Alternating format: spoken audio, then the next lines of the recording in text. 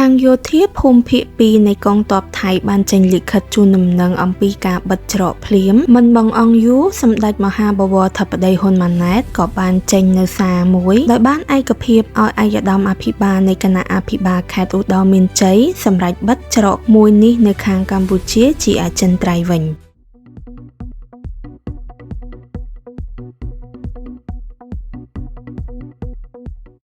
កាលពីព្រឹកថ្ងៃទី22ខែមិថុនាឆ្នាំ2025នាយករដ្ឋមន្ត្រីនៃព្រះរាជាណាចក្រកម្ពុជាសម្ដេចមហាបវរធិបតីហ៊ុនម៉ាណែតបានបង្ហោះសារមួយដែលមានផ្សារភ្ជាប់នៅខ្លឹមសារដូចខាងក្រោមកាលពីយប់មិញនេះថ្ងៃទី21ខែមិថុនាអាយដាមអភិបាលនៃគណៈអភិបាលខេត្តឧត្តរមានជ័យបានរាយការណ៍ប្រាប់ខ្ញុំថាយោធាភូមិន្ទភាគ2នៃកងទ័ពថៃបានចេញលិខិតជូនដំណឹងថាភាគីថៃនឹងបិទច្រកសាយសាគរជប់គោគីស្រុកបន្ទាយអំពិលខេត្តឧត្តរមានជ័យចាប់ពីថ្ងៃនេះតទៅខ្ញុំបានឯកភាពឲ្យអាយដាមអភិបាលនៃគណៈអភិបាលខេត្តសម្រាប់បិទច្រកនេះខាងកម្ពុជាជាអចិន្ត្រៃយ៍វិញដែរបន្ថែមពីលើនេះច្រកជប់គោគីនេះខ្ញុំបានបញ្ជាឲ្យអាយដាមអភិបាលខេត្តបិទច្រកមួយបន្ថែមទៀតតែម្ដងគឺច្រកទ្វារព្រំដែនជួមស្ថិតក្នុងស្រុកអន្លង់វែងខេត្តឧត្តរមានជ័យចាប់ពីថ្ងៃនេះតទៅឲ្យហើយឲ្យជូនដំណឹងទៅភាគីថៃវិញផងដែរចាប់ពីថ្ងៃទី7មិថុនាឆ្នាំ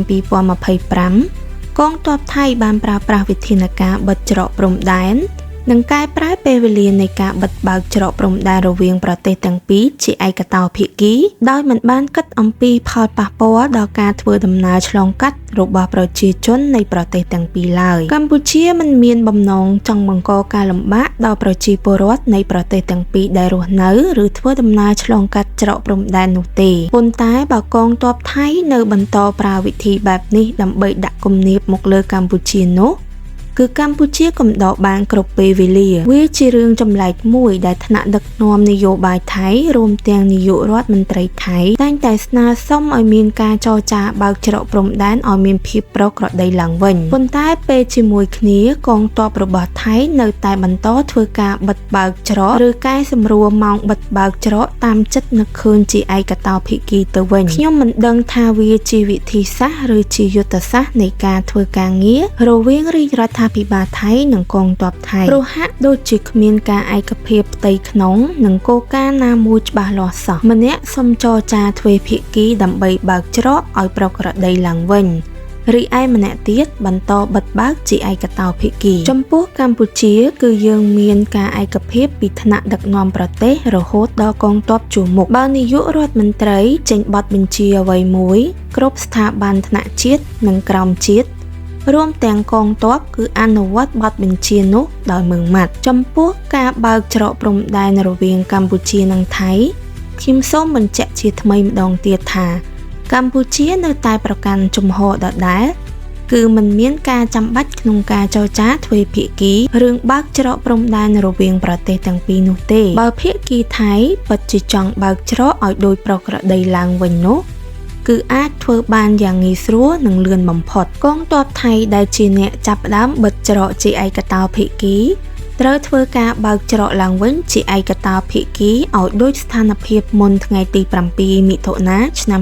2025គឺជាការស្រេចកម្ពុជានឹងបើកឡើងវិញដែរយ៉ាងយូរ5ម៉ោងក្រោយនេះគឺជាដំណោះស្រាយយ៉ាងសាមញ្ញបំផុតដោយមិនចាំបាច់ចំណាយពេលចរចានាំតែខាតពេលវេលាត្រូវការតែជំហរនៃការចង់បានដោយពិតប្រាកដមួយរបស់ភាគីថៃតែប៉ុណ្ណោះខាងលើនេះគឺជាខ្លឹមសារទាំងស្រុងនៃការបង្ហោះនៅក្នុងបណ្ដាញសង្គម Facebook របស់សម្ដេចមហាបវរធិបតីហ៊ុនម៉ាណែតផ្ទាល់ទាក់ទិនទៅនឹងការបើកច្រកព្រំដែននិងបិទច្រកព្រំដែនជាឯកតោភាគីរបស់ថៃសូមអរគុណចំពោះការតាមដានទស្សនាវីដេអូបើសិនជាអ្នកទាំងអស់គ្នាចូលចិត្តសូមកុំភ្លេចជួយ like និង subscribe Channel របស់ពួកយើងដើម្បីទទួលបានចំណេះដឹងថ្មីៗនិងព័ត៌មានថ្មីៗបន្ថែម Subscribe for more